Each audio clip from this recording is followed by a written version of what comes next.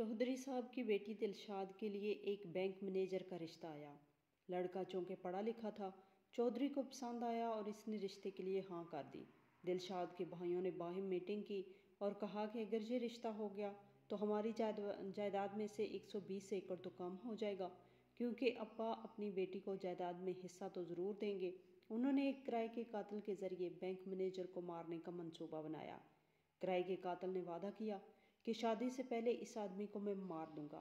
شادی سے 10 دن پہلے مینیجر صاحب جامع مسجد میں نماز ادا کرنے کے لیے گیا تو قاتل فقیر کا بھیس بدل کر مسجد کے دروازے پر بیٹھ گیا اور پھر چودھری افضل اپنے چھوٹے بھائی چودھری انور اور اپنے چند ساتھیوں کے ساتھ ڈیرے پر بیٹھا تھا جب نذیرہ ایک کتے کو لیے اس کے قریب آیا۔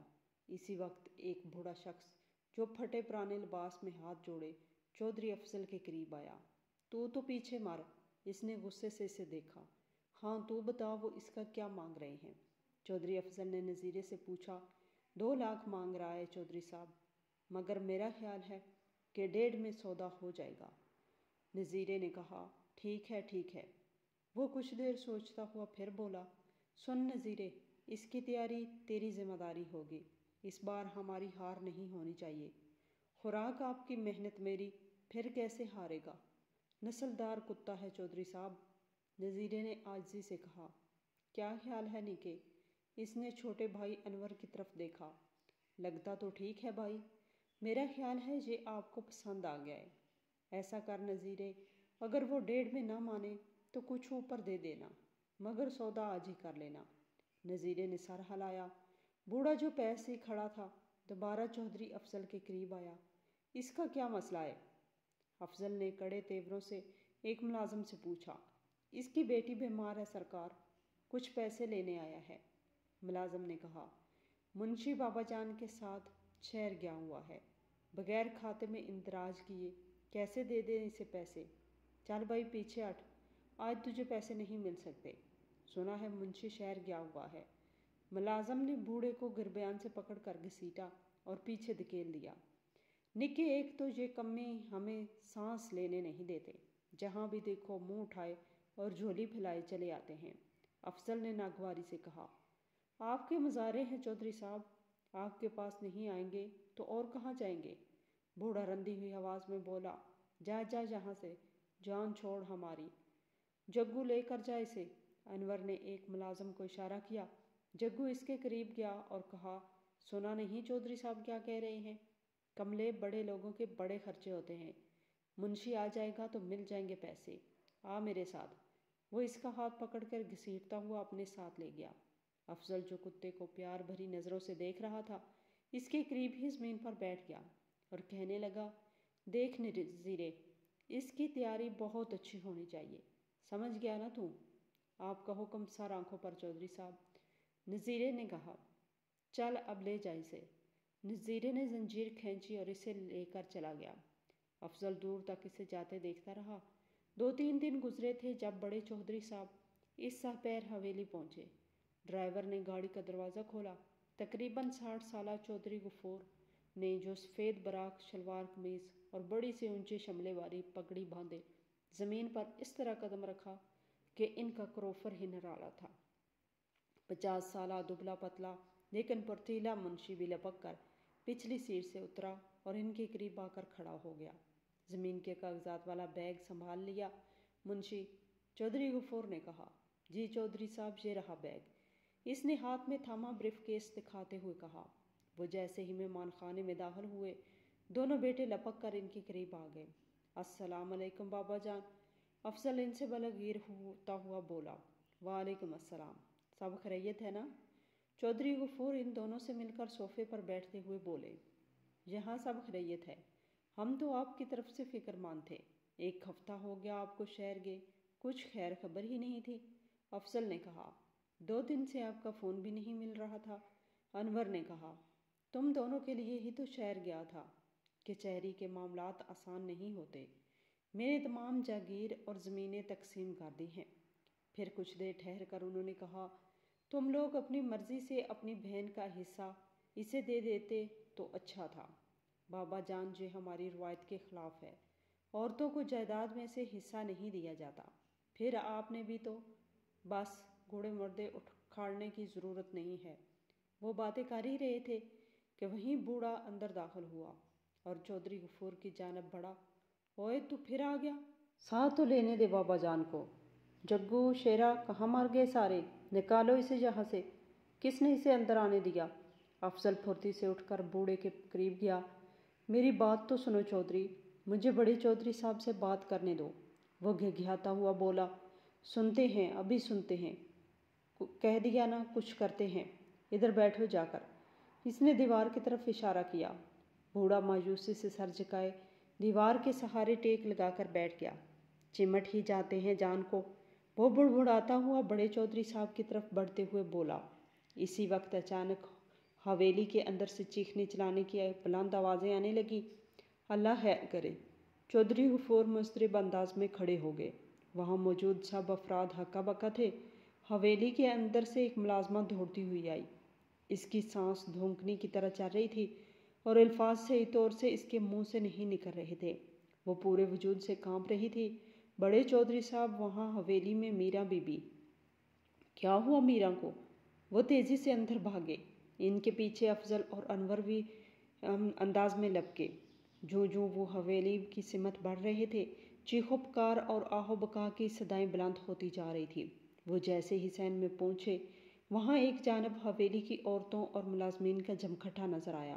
وہ تیزی سے وہاں پہنچے تو دیکھا کہ ان کی بیٹی میرا زمین پر پڑی تھی، اس طرح کہ اس کے آس پاس خون کا چھوٹا سا تالاب بن گیا۔ کیا ہوا میری میرا کو؟ وہ دیورا کر وہیں گرنے والے تھے کہ افضل نے انہیں سنبھال لیا۔ انور میرا کے قریب بیٹھ گیا اور اسے ہلایا جلایا، اس کی نبض چیک کی، مگر وہاں زندگی کی کوئی رمق نہیں تھی۔ میرا مر چکی تھی۔ میرا گئی بھائی، میرا مر گئی، سارے جھگڑے ختم ہو گئے۔ میرا کی لاش کے پاس بیٹھی ایک ہدیڑ عمر عورت چودھری غفور کی طرف دیکھ کر چلائی تھی۔ وہ سارا معاملہ سمجھ گیا۔ اس کا دل خون کے آنسو رو رہے تھے۔ میرا اس کی واحد بیٹی تھی۔ اس نے چھت سے کود کر جان دے دی، سارے جھگڑے مک گئے۔ ہائے میری بچی، تو نے یہ کیا کیا؟ بوڑھی عورت دوبارہ بین کرنے لگی۔ وہ زاروں قطار رو رہی تھی۔ دیگر عورتیں بھی آہو بکا کر رہی تھی۔ افضل اور انور کو جیسے سانپ سونگھ گیا۔ وہ دونوں سکتے کے عالم میں تھے۔ پھر افضل نے چونک کر بوڑھی عورت سے کہا، ایسی بات نہ کر پھوپھی، وہ غلطی سے گری ہوگی۔ وہ غلطی سے نہیں گری، چودھری غفور نے گمبھیر مگر دھیمے لہجے میں آنسو پونچھتے ہوئے کہا۔ ذرا سی دیر میں پوری حویلی آہوں اور سسکیوں میں ڈوب گئی اور آن کی آن میں یہ خبر پورے گاؤں میں پھیل گئی کہ چودھری غفور کی بیٹی اور چودھری افضل اور انور کی اکلوتی بہن حویلی کی چھت سے گر کر مر گئی۔ رات گئے تک اسے آہوں اور سسکیوں کے ساتھ سپرد خاک کر دیا گیا۔ تدفین کے موقع پر میرا کا شوہر، اس کی ساس اور اس کا 1.5 سالہ بیٹا بھی موجود تھا۔ اس کی جوان سال موت پر ہر آنکھ اشکبار تھی۔ رات کا وہ نہ جانے کون سا پیر تھا جب چودھری غفور گاؤں کے اس واحد تھانے میں آیا تھا۔ ایک حوالدار وہاں موجود تھا جو زمین پر چادر بچھائے سو رہا تھا۔ چودھری جھکا اور اسے جگانے کے لیے اس کا کندھا ہلایا۔ کون ہے رات کے اس پیر؟ وہ ہڑبڑا کر اٹھ بیٹھا۔ میں ہوں چودھری غفور۔ اوہو چودھری صاحب آپ؟ وہ پھرتی سے اٹھ کھڑا ہوا۔ آئیے آئیے سرکار۔ حوالدار نے انہیں کرسی پیش کی۔ بیٹھیے، سب خیر تو ہے نا؟ تھانے دار کہاں ہے؟ چودھری صاحب نے گمبھیر لہجے میں کہا۔ وہ تو اس وقت اپنے کوارٹر میں ہیں، میں ابھی انہیں بھلواتا ہوں۔ دین محمد، او دین محمد، اس نے کسی کو آواز دی۔ آیا جی، کہیں دور سے کسی کی نیند میں ڈوبی ہوئی آواز آئی۔ چھیتی جا تھانے دار صاحب کو بتا، چودھری غفور آئے ہیں، اس نے بلند آواز میں کہا۔ آپ بیٹھے نا چودھری صاحب۔ حوالدار کی آواز ان کی سماعت تک پہنچی ہی نہیں تھی۔ وہ تو دور کہیں اپنے خیالوں میں کھوئے ہوئے تھے۔ چودھری صاحب، اس بار اس نے تیز آواز میں اسے پکارا تو وہ چونکے تھے۔ آپ بیٹھے، میں تھانے دار صاحب کو خود بلا کر لاتا ہوں۔ یہ کہہ کر وہ چلا گیا۔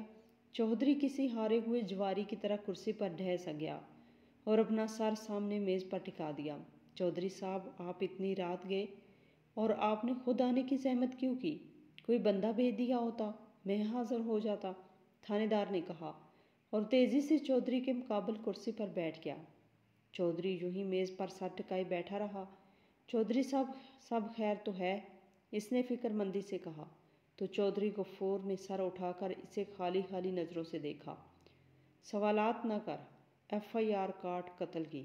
چودھری کا لہجہ خاصا بھاری تھا۔ ایف آئی آر قتل کی؟ مگر کس کے خلاف اور کس کی قتل کی؟ تھانے دار نے حیرانی سے بولا۔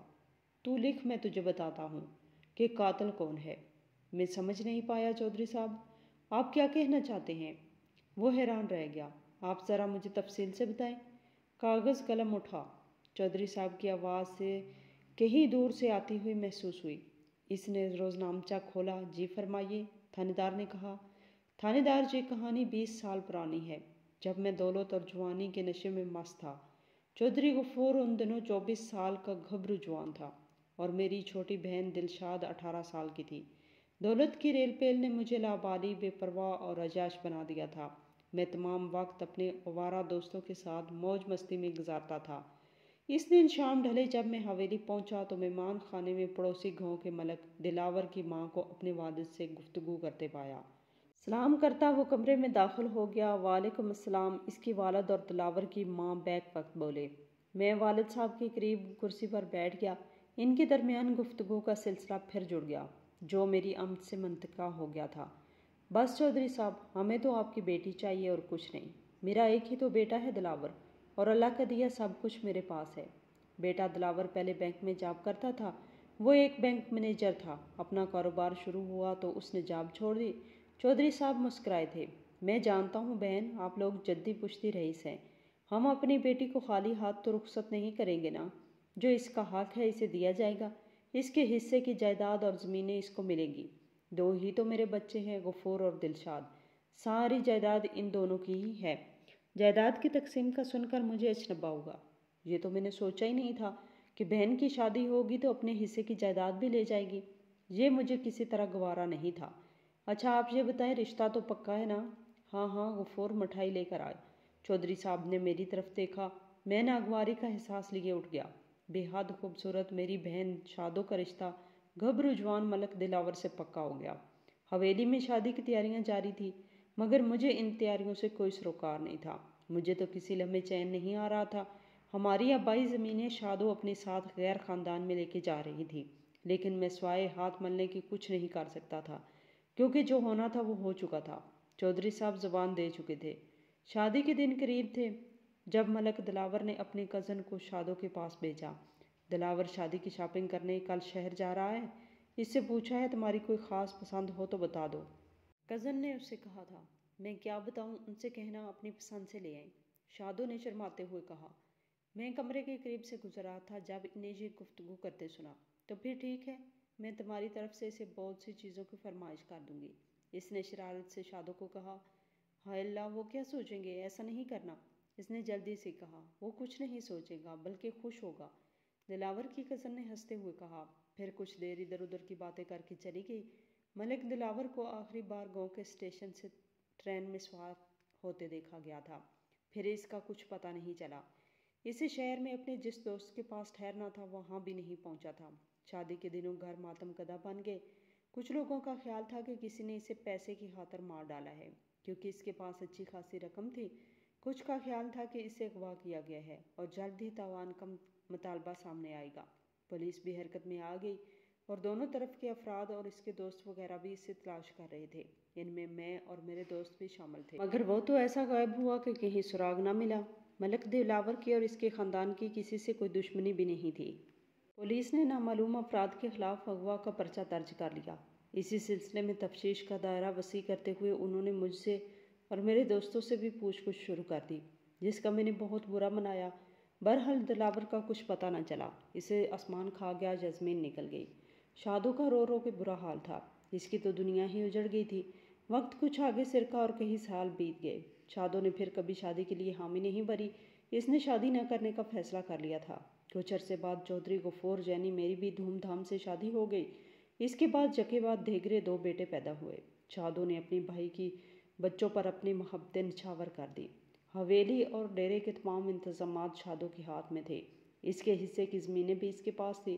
میں پہلے سے بڑھ کر اس کا خیال رکھنے لگا تھا۔ انہی دنوں میری بیوی نے ایک بچی کو جنم دیا اور اس دوران کچھ ایسی پیچیدگی ہوئی کہ وہ جان کی بازی ہار گئی۔ نومولود بچی کو پھوپھی شادو نے سینے سے لگا لیا، फिर इसे माँ बनकर बड़े नर्म नाज से पाला। वक्त गुजरता रहा और मीरा बड़ी होती गई। वो अपनी फुप्पो को ही अपनी माँ समझती थी। शादो अब बीमार रहने लगी थी। मैं इसकी सेहत की तरफ से बहुत परेशान था। इसका बुखार टूटने का नाम ही नहीं ले रहा था। एक दिन मीरा इसके सराहने बैठी सर दबा रही थी। मैं भी करीब ही बैठा तशवीश से इसे देख रहा था। शहर चलने की तैयारी करो, मैंने बहन से कहा। नहीं, मुझे शहर नहीं जाना, शादो ने नहीफ अल्फाज में कहा। बस बस, ज़्यादा बातें ना करो, हमें तसल्ली करने दो। मीरा बेटा, अपनी फूफी को तैयार करो, हम इन्हें अभी शहर के बड़े अस्पताल में लेकर जाएंगे। ये कहता हुआ मैं उठकर वहाँ से चला गया। मेरी दोनों बहुएं इस बात पर बहुत नाराज़ थी कि हवेली और डेरे वगैरह के तमाम इंतजामात मेरी बहन के हाथ में थे, इसीलिए वो फूफी को दुश्मनी समझती थी। बहरहाल मैं शादो और मीरा को लिए अस्पताल के एक बड़े और मशहूर अस्पताल लेकर आया, जहाँ शादो का इलाज शुरू हो गया। एक रात डॉक्टर ने मीरा से कहा, मैं कुछ मेडिसिन लिख रही हूँ, ये मंगवा लें। मुलाजिम खाना खाने गए थे, मैं ले आती हूँ। इसने नुस्खा डॉक्टर के हाथ से लेते हुए कहा, नहीं मीरा, तू अकेली ना जा, शेरा आ जाएगा तो मंगवा लेंगे। फूफी ने जल्दी से कहा। मैं बस यूँ गई और यूँ आई। फूफी, दवाइयों का स्टोर अस्पताल के अंदर ही है, अच्छा ध्यान से जाना और जल्दी आना, शादो ने कहा। वो तेज़ी से बाहर निकल गई। मीरा स्टोर से दवाइयाँ खरीद रही थी जब इसकी नज़र इसके गांव के एक नौजवान पर पड़ी थी, जो इसे हैरत से देख रहा था। वो दवाइयाँ लेकर तेज़ी से मुड़ी कि अचानक इसे अपने पीछे किसी की आवाज़ सुनाई दी। सुनिए। वो रुकी और पलट कर देखा, वही नौजवान खड़ा था। आप मीरा बीबी है ना, चौधरी साहब की बेटी? वो हिचकिचाते हुए बोला। मीरा ने हस्बात में सर हिलाया और आगे कदम बढ़ा दिए। वो तेज़ी से इसके करीब आया और इसके साथ साथ चलने लगा। सब खैर तो है, कौन बीमार है? फूफी की तबीयत ठीक नहीं। ओहो, कौन से वार्ड में है? प्राइवेट विंग रूम नंबर 5 में। मेरी अम्मी भी एडमिट है, मैं किसी वक्त आऊँगा आपकी फूफी को देखने, इसने कहा। मीरा ने सर उठाकर इस खरबरो जवान को देखा, फिर सर झुका के आगे बढ़ गई। इस दौर तक इस हसीन मीरा को देखता रहा। मुझे कुछ अहम मामले निपटाने थे, इसलिए बहन के पास मीरा और 2 मुलाजिम को छोड़कर गाँव चला आया। हवेली में बेटे और बहुएं खुशगपियों में मशगूल थे। जब मैं वहाँ पहुँचा, तुम लोग अपनी फूफी के पास शहर चले जाओ, वहाँ मीरा अकेली है। अकेली कहाँ है बाबा, मुलाजिम हैं इसके साथ, फिर इनका इलाज भी तवील है। हम सब काम धंधे छोड़कर वहाँ कैसे रह सकते हैं? तुम्हारी बीवियाँ तो जा सकती हैं। बाबा, यहाँ हवेली और डेरे का इंतज़ाम कौन संभालेगा? बड़ी बहू ने कहा था। और छोटे छोटे बच्चों को छोड़कर हम कैसे जाएं? छोटी बहू ने कहा। इन्हें साथ लेकर तो नहीं जा सकते। हाँ भाई, सबको अपने बच्चे प्यारे होते हैं। उन्होंने अपनी मजबूरियाँ बता दी थी। मैं दुखी दिल के साथ उठ गया। शादो को अस्पताल में एडमिट हुए 2 हफ्ते हो गए थे। शहराज और इसकी माँ ने इन दोनों का बड़ा ख्याल रखा और बहुत काम आए थे। मैंने भी इत्मीनान का सांस लिया। मीरा फूफी के पाँव दबाने लगी। सदा खुश रहो, अल्लाह नसीब सोने करे, फूफी ने इसे दवा दी थी। इसी वक्त दरवाजे पर दस्तक हुई। मीरा ने जाकर दरवाज़ा खोला तो सामने शहराज और इसकी माँ खड़े थे। वो दोनों आ गए। कैसी तबीयत है अब आपकी? शहराज की माँ ने शादो से पूछा। शुक्र है अल्लाह का, काफ़ी बेहतर है। मीरा और शहराज कुछ फैसले पर बैठे इधर उधर की बातें कर रहे थे, जबकि दोनों ख्वातीन न जाने क्या खुसर फुसर कर रही थी। शहराज ने माँ ने मीरा के लिए अपनी पसंदीदगी जाहिर की, तो ये सुनकर शादो सोच में पड़ गई। इसने फ़िलहाल ये कहकर टाल दिया कि वो भाई से बात करेगी। शहराज मोअज़्ज़ज़ घराने का चश्मो चिराग और खाते पीते कारोबारी लोग थे, मगर हमारी टक्कर के नहीं थे। शादो सेहतमंद होकर हवेली आ गई और मेरे कान में इस रिश्ते की बात डाल दी। कुछ अरसा गुजरा था जब शहराज की माँ हवेली आई। शादो और मैंने उनका इस्तकबाल बड़ी गर्मजोशी से किया। आपके बेटे ने जो खिदमत मेरी बहन की वो मैं भूल नहीं सकता। ये आप कैसी बातें कर रहे हैं? इसने तो सिर्फ अपना फ़र्ज़ अदा किया है। हम इस तल्लक को रिश्ते में बदलने के लिए आपके दर पर आए हैं। मेरा मतलब है शहराज को अपना बेटा बना लें। उन्होंने अपना मुद्दा बयान किया तो चौधरी गफूर ने संभल कर कहा, मैं अपने बेटों से मशवरा करूँगा, अगर वो राज़ी हुए तो मुझे इस रिश्ते पर कोई एतराज़ नहीं है। शहराज बड़ा नेक बच्चा है, शादो ने इन्हें चाय पेश करते हुए कहा। फिर कुछ देर इधर उधर की बातें करके वो कहने लगी, हम आपकी हाँ का इंतज़ार करेंगे, अब इजाज़त दीजिए। ये कहकर वो उठ गई। ना बाबा ना, वो लोग हमारी ज़ात के हैं ही नहीं, ना हमारे जोड़ के। हम अपनी बहन की शादी इससे नहीं होने देंगे। हम तो कुत्ता भी नस्ल देख के खरीदते हैं। मुझे तो ये लालची मजलूम होते हैं। इसने अपने बेटों से मशवरा किया तो चौधरी अफजल ने जवाब दिया, शहराज बहुत शरीफ और नेक लड़का है, वो घराना इतना क्या गुजरा नहीं। انہیں دولت کا کوئی لالچ نہیں ہے۔ میں نے افضل اور انور سے کہا، بابا جان آپ بہت سادہ ہیں، یہ دیکھیں کہ چند دنوں میں وہ اتنا متاثر ہوئے کہ رشتہ لے کے گھر پہنچ گئے۔ ان کی نظر ہماری زمینوں پر ہے۔ وہ بد نصیبوں، اتنی بڑی جائیداد میں سے کچھ تمہاری بہن لے جائے گی تو کیا قیامت آ جائے گی؟ میں نے دکھی لہجے میں کہا، بابا جان اگر جائیداد اسی طرح تقسیم کرتے رہے تو تیسری پیڑھی تک ایک کنال بھی نہیں بچے گی۔ چھوٹا بیٹا بولا تھا، کیوں لڑ رہے ہو تم لوگ؟ پھوپھی شادو کمرے میں داخل ہوتے ہوئے بولی، کس بات کا جھگڑا ہے؟ زمین اور جائیداد ہی ان کے لیے سب کچھ ہے، بہن سے انہیں کوئی محبت نہیں۔ میں نے غصے سے کہا، آپ فکر نہ کریں بھائی، مجھے معلوم ہے وہ لوگ لالچی نہیں ہیں، اور نہ ہی میرا کو زمین کا کوئی ایسا ٹکڑا چاہیے جس پر نفرت کی فصل اگتی ہو۔ میں تم لوگوں کو ایک مشورہ دینا چاہتی ہوں، جائیداد کو مسئلہ نہ بناؤ، بس اس شادی پر سب راضی ہو جاؤ، میرا کی شادی نہ روکو۔ پھر تو جھگڑا ہی مک گیا پھوپھی، افضل خوش ہوتے ہوئے بولا، شادی کی تیاری کریں بابا۔ میرا بہت خوش تھی۔ شادی کے بعد 1 سال تو بہت ہنسی خوشی گزرا، وہ ایک بیٹے کی ماں بن گئی۔ پھر نہ جانے کیا ہوا، شیراز کو کاروبار میں زبردست خسارہ ہو گیا۔ اسے سنبھالا دینے کے لیے سرمایہ کی ضرورت تھی جو اس کے پاس نہیں تھا۔ وہ ان دنوں بہت پریشان تھا، کاروبار ختم ہو گیا تو ہم تباہ ہو جائیں گے، تم کہیں سے رقم کا انتظام کرو۔ شیراز کی ماں نے کہا، کہاں سے انتظام کروں، میرے پاس کوئی الادین کا چراغ ہے؟ شیراز نے جھنجھلا کر کہا تھا، اپنی عقل استعمال کرو، اگر بہو چاہے تو یہ مسئلہ منٹوں میں حل ہو سکتا ہے۔ وہ کیسے؟ میرا اور شیراز بیک وقت بولے تھے، وہ ایسے کہ بہو اپنے باپ اور بھائیوں کے پاس جا کر زمینوں میں سے اپنا حصہ مانگ لے، اس کی قیمت اتنی تو ہوگی کہ تم اپنے کاروبار کو سنبھالا دے سکو گے۔ ہاں بھائی جان، یہ ہو سکتا ہے، شیراز کی بہن نے کہا تھا۔ نہیں، یہ میں نہیں کر سکتی، میرا نے کہا۔ کیوں نہیں کر سکتی بھابھی؟ نند نے تیزی سے کہا، آپ کے حصے کی جائیداد آپ کے بھائیوں کے قبضے میں ہے اور آپ آرام سے بیٹھی ہیں۔ یہ موقع ایسا ہے کہ آپ کو اپنے شوہر اور بیٹے کے بارے میں سوچنا چاہیے۔ میں آپ لوگوں کو کیا بتاؤں؟ میرا نے بیچارگی سے کہا، ہاں ہاں بتا نا، کیا مجبوری ہے؟ اس کی ساس نے کہا، شادی کے موقع پر بھائیوں نے یہ بتا دیا تھا کہ وہ میرا حصہ مجھے نہیں دیں گے، اسی شرط پر وہ راضی ہوئے تھے۔ ان کے کہنے سے کیا ہوتا ہے، وہ تمہیں تمہارے حق سے محروم نہیں کر سکتے۔ دیکھو میرا، انسان کو اپنا حق کسی قیمت پر نہیں چھوڑنا چاہیے۔ تم ابھی وہاں جاؤ اور اپنے حصے کا مطالبہ کرو، میرا حکم ہے۔ اس کے محبوب شوہر کی نظریں بدلی ہوئی تھی، وہ حیرت سے اسے دیکھ رہی تھی۔ بہرحال وہ حویلی آ گئی، اور جب اس نے اپنے سسرال والوں کا مطالبہ مجھ سے بیان کیا تو میں اپنے بیٹوں کے پاس آیا۔ یہ کیا کہہ رہے ہیں وہ لوگ؟ ایسا سبق دوں گا کہ ساری زندگی یاد رکھیں گے۔ چودھری افضل یہ سنتے ہی ہتھے سے اکڑ گیا، ہم نے انہیں اپنی بیٹی دی ہے اور بیٹی کا سر اس کے سسرال کے سامنے جھکنا نہیں چاہیے۔ میں نے بیٹے کو سمجھانے کی کوشش کی، ہم اپنا سر ان کے سامنے نہیں جھکائیں گے اور اپنی زمین کا ایک ٹکڑا بھی نہیں دیں گے۔ میں نے پہلے ہی کہا تھا یہ لالچی لوگ ہیں۔ افضل، جائیداد کی خاطر اپنی بہن کا گھر مت اجاڑ، دیکھو تھوڑی سی زمین اس کے حصے میں چلی جائے گی تو کوئی قیامت نہیں آئے گی۔ میں غصے سے بولا تھا، میرا منہ نہ کھلوانا بابا، آپ نے بھی تو اپنی بہن کے ساتھ انصاف نہیں کیا، بیچاری آج تک کنواری بیٹھی ہے، اس کے حصے کی جائیداد آپ ہڑپ کر چکے، کبھی آپ کا دل تو نہیں ہوا اس لیے؟ میں یہ سنتے ہی غصے سے کانپنے لگا۔ میں تم سب کو آگ کر دوں گا اور اپنی بیٹی کا حق اسے ضرور دوں گا، میں نے چلاتے ہوئے کہا۔ کسی بھول میں نہ رہنا بابا، اگر آپ نے ایسا کیا تو ہم عدالت میں جائیں گے۔ بھائی ٹھیک کہہ رہے ہیں بابا جان، انور نے کہا۔ چلنے کے؟ افضل نے کہا۔ وہ وہاں سے چلے گئے۔ میں جہاں کا تہاں کھڑا رہ گیا۔ نہیں نہیں، میں اتنی آسانی سے ہار نہیں مانوں گا۔ وہ بڑبڑایا تھا، ہار تو ہو چکی بھائی، شادو نہ جانے کب وہاں آئی تھی، آپ کے ماننے یا نہ ماننے سے کیا ہوگا؟ نہیں، ایسا نہیں ہو سکتا، وقت بڑا ظالم ہوتا ہے بھائی، سب کو سبق پڑھاتا ہے، کسی کا سر بلند نہیں رہنے دیتا۔ میں اتنا کمزور نہیں ہوا کہ میرے بیٹے میرے مقابل کھڑے ہو جائیں۔ کمزور تو میں تھی بھائی، میرے والد تھے، ہمیں سب پتا تھا۔ کیا پتا تھا؟ میں اچنبے سے بولا۔ یہیں کہ دلاور کے غائب ہونے میں کس کا ہاتھ تھا؟ میرا اوپر کا سانس اوپر اور نیچے کا نیچے رہ گیا۔ کیا تمہیں مجھ پر شک تھا؟ مجھے تو کیا بابا کو بھی شک نہیں، پورا یقین تھا، مگر وہ نہ اپنا بیٹا کھونا چاہتے تھے اور نہ میں اپنا بھائی۔ وہ کرائے کا قاتل جو آپ نے دلاور کو مارنے کے لیے بھیجا تھا، اس نے خودکشی کی، اور خودکشی کرنے سے پہلے اس نے اپنے گناہ کا اعتراف کیا۔ ہم تو خاموش رہے، مگر اللہ تو ظالم کو نہیں چھوڑتا، اپنا انتقام لے کر رہتا ہے۔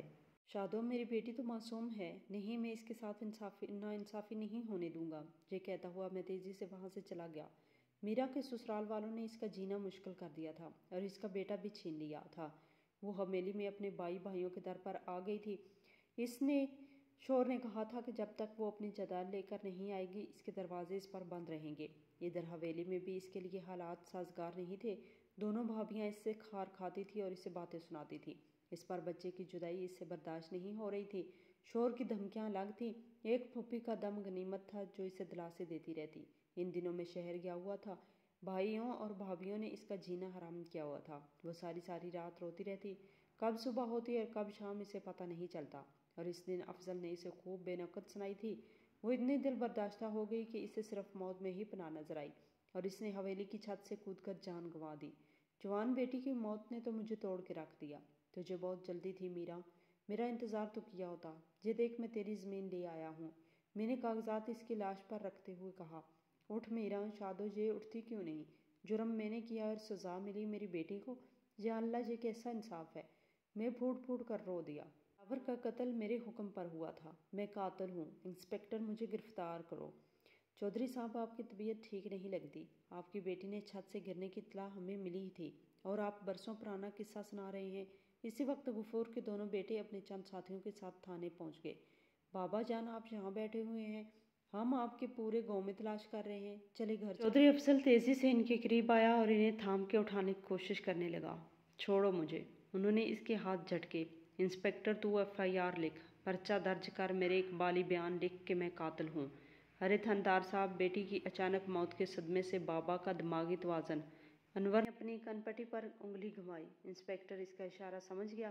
آپ لوگ انہیں ڈاکٹر کے پاس لے جائیں، ان کی طبیعت ٹھیک نہیں لگتی، تھانے دار نے کہا۔ دونوں بیٹوں نے چودھری غفور کو بازوؤں سے پکڑ کر اٹھایا اور زبردستی کھینچتے ہوئے باہر لے گئے، اس طرح کہ وہ گھسیٹتا ہوا ان کے ساتھ چلا جا رہا تھا اور چیخ رہا تھا، میں قاتل ہوں، میں قاتل ہوں۔